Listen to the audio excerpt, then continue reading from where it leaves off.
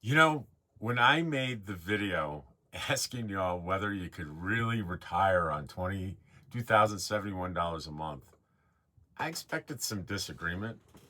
What I didn't expect is how many of you would essentially say, "Hey, Rob, I'm already doing it."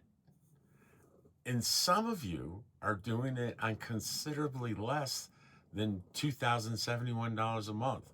One person wrote, quote, "I could easily retire on that. Unfortunately, I only get $1,200 a month, so I have to work part time. I would be so happy with $2,000 a month."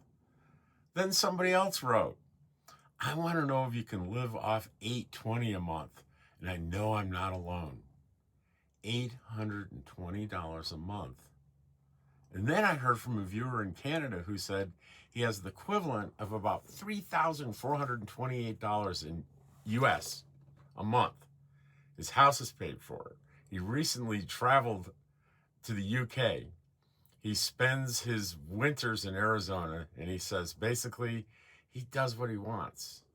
So here are three people looking at exactly the same question from completely different directions.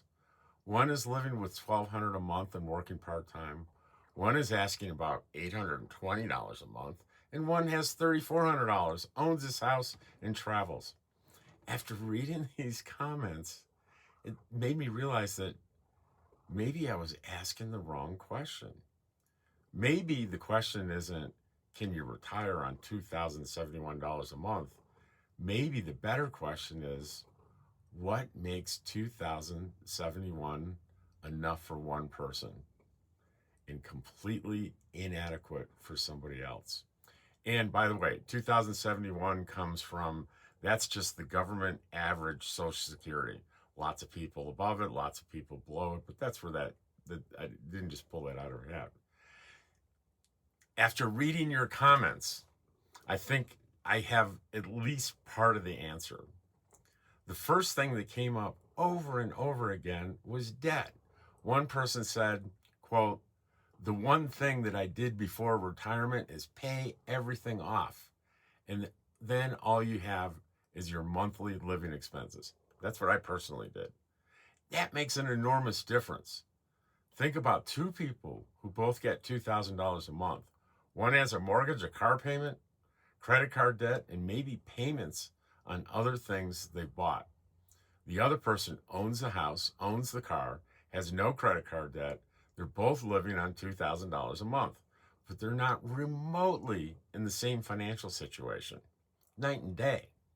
It's interesting. Interestingly enough, another person said, "I found out that I spend less money being retired than when I was working." I can understand that.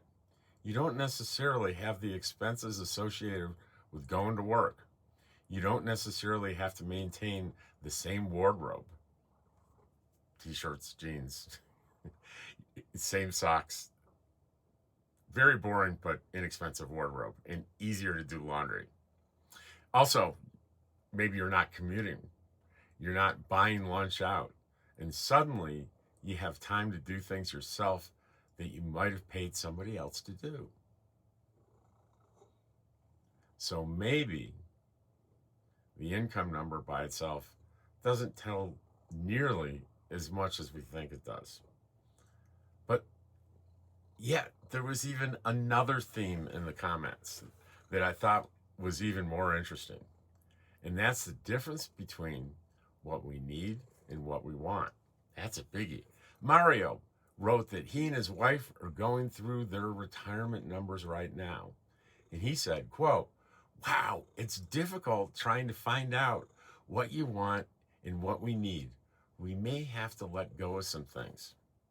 I think that's one of the most honest descriptions of retirement planning I've ever heard, because we tend to treat retirement like it's a math problem. It's not just a math problem. How much money will we have? How much money will I spend? What's my Social Security going to be? What's my pension? All great questions. How much do I have saved? But there's another question. What am I willing to give up in exchange for not having to work? That's a completely different calculation. And you know what? They don't show up in these fancy brokerage calculation surveys very much. If you find one that has that, let me know. Send it to me. Because a retirement calculator like that can't tell you how important your house is to you. It can't tell you how important a new car is to you. It can't tell you how important travel is, or eating out, or living in a particular city or particular part of the country and what kind of weather you want. And it certainly can't tell how much another year of your life is worth to you. One of the comments that really stuck with me came from a 58-year-old man who said, 4 years ago, he realized he might be in trouble financially. So he started saving like crazy. And he's been working 60-hour weeks, driving a garbage truck. His goal is to make it 4 more years.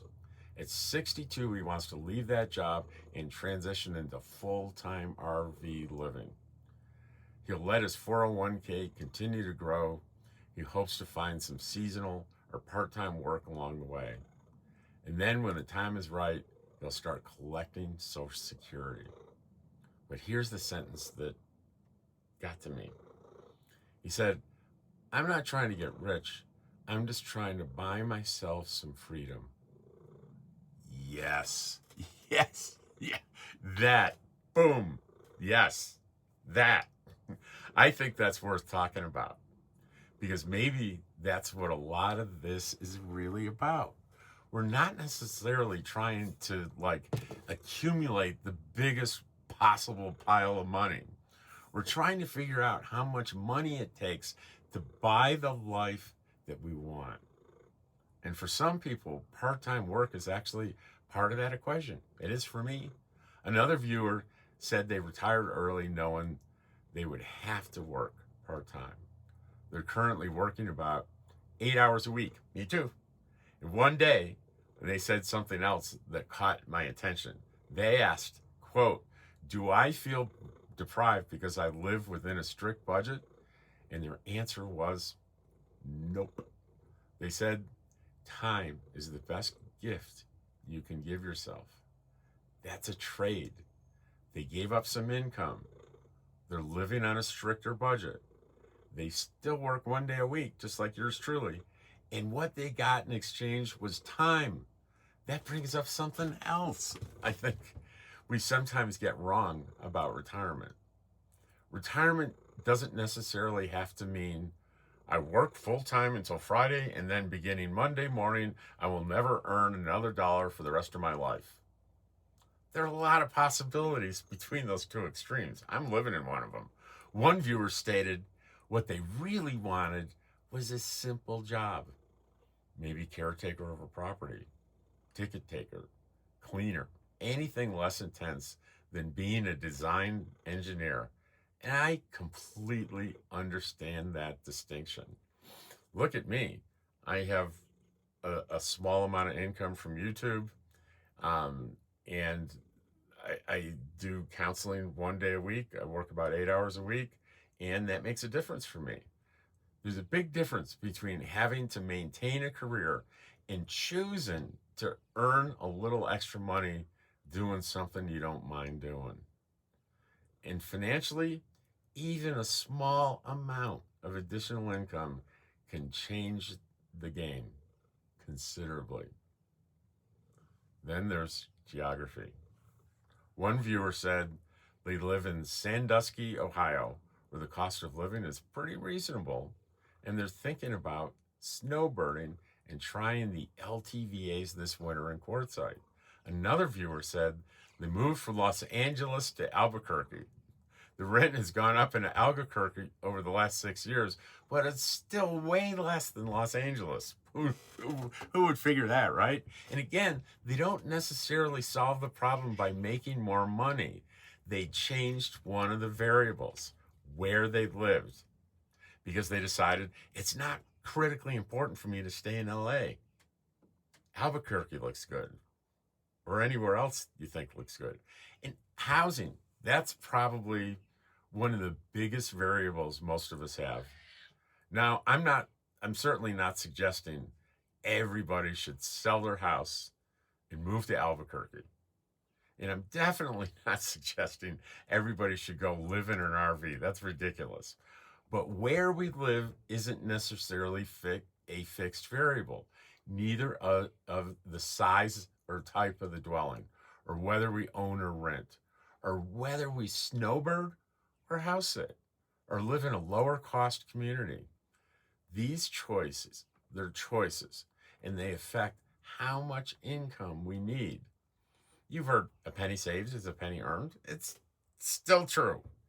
Another viewer who's about 6 months away from retirement is doing something I thought was pretty cool. He's looking at the expenses he can deal with now: transportation, dental work, medical things, the foreseeable expenses that could become major problems after his retirement income begins. And that made me think there's a big difference between asking, quote, can I live on $2,000 a month, insert whatever dollars you want, and asking, what condition will my financial life be in on the first day when I have to live on that amount per month?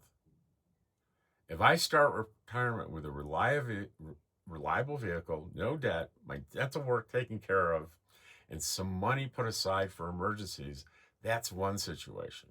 If I start retirement with a car that's about to die, $10,000 in credit card debt, and 3 crowns I need to have taken care of, that's an entirely different scenario where none of us want to be.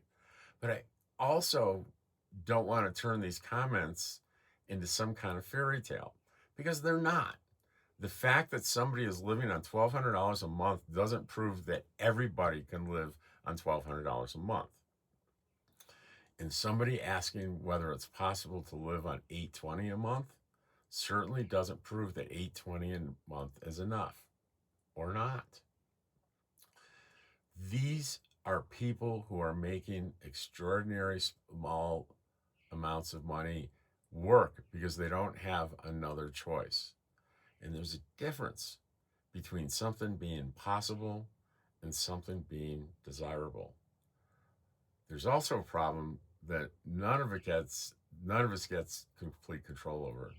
Things change. Rent goes up, insurance goes up, food goes up, property taxes go up, things break, cars wear out. Medical expenses happen when you least suspect anything's wrong. The budget that works perfectly at 65 may not work at all at 75. So if somebody is able to make a retirement work on $1,800 or $2,000 a month today, I don't think the lesson is, see, you don't need to worry about money. No, quite the opposite. I think the smaller your margin is, the more important it becomes to think about what happens when something changes, something goes wrong. There's another comment that took this in a completely different direction. A viewer was talking about all the YouTube videos asking things like, can I retire on $2 million? And he was pretty critical of them. I'm not going to go as far as he did, but I think there's an interesting point underneath what he was saying. A lot of retirement discussions begin with the pile of money. Do I have $500,000? $1 million, $2 million? How much is enough? But maybe we're starting at the wrong end of the equation. Maybe we should start with, what do I actually want my days to look like? Where do I want those days to happen? What am I willing to give up? What am I not willing to give up? Would I work 1 day a week if that gave me 6 days of freedom? I joke that my weekends are Fridays. Thursday is the TGIF, and then there's 1 day of work, and then I get a 6-day weekend every week. Kind of silly, right? If we move somewhere less expensive, would I live in a smaller house? Would I drive an older car? What matters enough to me that I'm willing to spend money on it, and what doesn't? Because after, I sat and I read all these comments, I don't think my original question, can you really retire on $2,071 a month, has a yes or a no answer. It just doesn't. Obviously, some people can. They're doing it. Some are doing it on less. For other people, $2,071 wouldn't come close. And, you know, I don't think the difference is necessarily that one person is doing retirement the right way and the other person isn't. The difference can be debt, housing, geography, healthcare, expectations. Yeah, expectations are important. Occasionally, I work, preparation, and ultimately what each of us considers enough. So maybe the better question isn't, how much money do I need to retire? Maybe it's, can I build a life actually want the life I want with the amount of money I'm going to have? And I keep coming back to that 58-year-old garbage truck driver, 60-hour weeks, 4 more years. He's saving everything he can. And he isn't doing it because he wants to become rich. He's doing it because he's trying to buy something. Freedom. And another retired viewer described essentially the same thing with a different word, time. Maybe that's what retirement really is. It's not simply the day you stop earning money. It's deciding how much of your money you're willing to exchange for time/freedom, and how much of your lifestyle you're willing to exchange for freedom.